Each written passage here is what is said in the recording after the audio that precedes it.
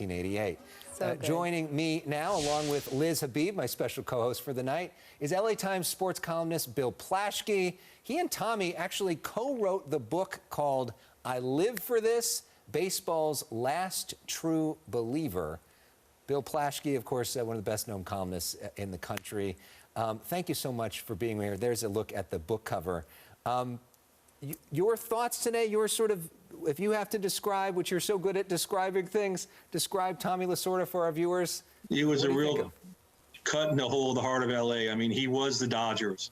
The Dodgers, before he got there, were a button-down organization of Walter Alston and Peter O'Malley, and Tommy made them embraceable. He made them lovable. He made the stands, fill the stands with people who looked like Los Angeles. I mean, people just, he loved the Dodgers, and he became the Dodgers, and he created blue heaven on earth. There is a blue heaven on earth. I believe that, and I believe that now as much as ever, and Tommy created that. And he was, at one point, people forget, he was the most famous baseball figure in the world, one of the most famous sports figures in the world. He brought L.A. and the Dodgers to the world.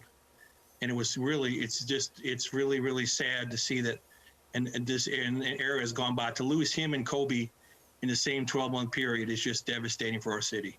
Bill, he was so well known. Growing up in Pittsburgh as a little girl, I can remember the Slim Fast commercials. Do you remember the Slim Fast commercials with him? I live the Slim Fast commercial because they gave his tummy trouble. He'd be complaining about it, walking up and down the dugout.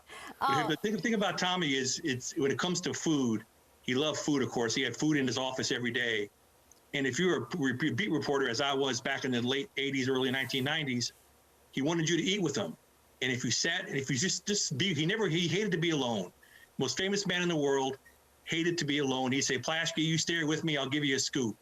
So I'd stay with him one Sunday in Chicago. And it's 1 o'clock, game time, we're eating pizza. He won't leave. He says, stay here, stay here, stay here. I'm chugging this pizza. The national anthem's playing. Still eat with me, eat with me. I ate with him, I kept eating with him. He finally said, okay, here's your scoop. This so-and-so is injured. Now let's go play ball. And he walked out on the field just as the game was starting. Or there was the time he was in the shower.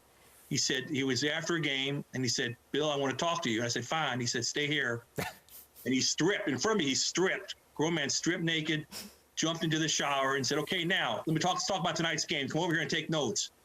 So I'm taking notes outside the shower. My notebook's getting wet. He goes, hand me the soap. So I hand him the soap, and steam's everywhere. I can't see him, and I can't see my notes. But Tommy gave me a great story that night. That's the way he was. He didn't want to be alone. He was always very original, always really full of it. I mean, he could love people like I've seen nobody love people. He could fight people like I've seen nobody fight people. Yeah. Such a contradiction, such a paradox of a man. You know, if you've got the body, why not flaunt it, right? So let's talk for a moment. Also, team that day. But all the players were like, God, Bill, were you in the shower with Tommy? I said, well, sort of, but I got a good story out of it. Exactly. Let's talk about what it was like writing a book with Tommy Lasorda. What was that experience like? Well, you realize you have one of the follow him around for a year. He goes everywhere. He speaks to everybody. And he could command thousands of dollars for speeches, yet he would only speak for free. He spoke for free to churches, to schools, to military folks. He would speak everywhere. So I'd follow him around all the time, and he would always eat.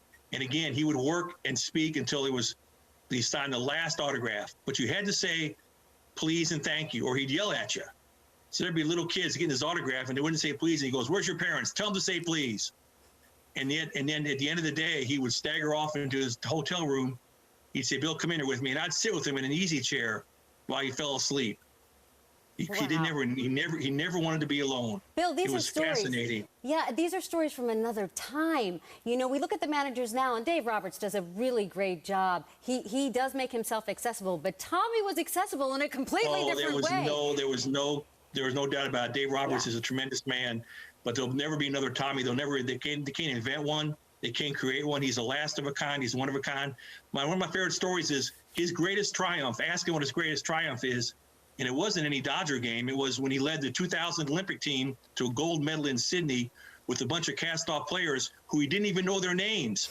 He kept forgetting their names, and he led them to a victory over Cuba in the gold medal game. So after the game, he's held a press conference. and all the international media, and he's screaming. And I've been writing, he's no way he can win this series. He doesn't even know who his players are. And he shouts to all the media, look at Plaschke back there. Look at Plaschke. He said we couldn't do it. He said we couldn't do it. We did it. And, of course, all the international media is like, who's Plaschke? They don't know what he's talking about. So I yell back, Tommy, name your second baseman. Tell me the name of your second baseman. He couldn't do it. How did he motivate them? What did he say to them? That would be the interesting thing about that. He's such a great motivator. Yeah. He made him believe in the country and the flag. So he thinks, so it's so interesting. So after the Olympics ends and they're out on the podium to get the gold medal, he walks out there and the security guard stops him, says, you can't go. Little known fact of the Olympics, managers and coaches don't get medals. He didn't know that. His whole life, he wanted an Olympic gold medal. They weren't going to give him one. So he goes, oh, my God. He goes, that's my team. That's my team. Let me out there. No, you can't go out there, sir. So he stood there, put his hand over his heart, and cried the whole national anthem. I'll never forget him bawling the whole national anthem.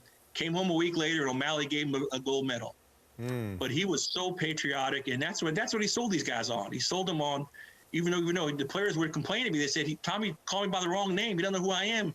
He doesn't know what position I play. Yet he figured out enough to put out a lineup and put out a winning team, and he made him win for America.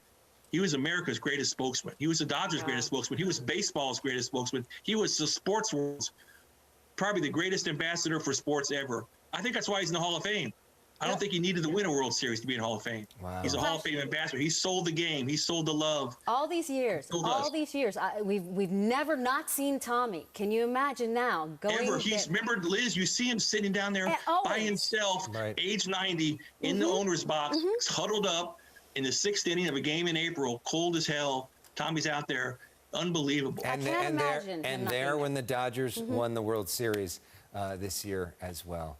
Bill Plaschke. That was so great. Thank you so much. Great stories. Love it. And people can check out that book, too, if they want more stories about Tommy Lasorda as well. Thank you guys for having me on. Thank you very much. Love your work. Appreciate it. Liz, thank you for hanging out for the night, too. Fun. It's great to have you here for the first time. Up next, an update from my regular co-host, Dr. Drew Pinsky. Stay with us.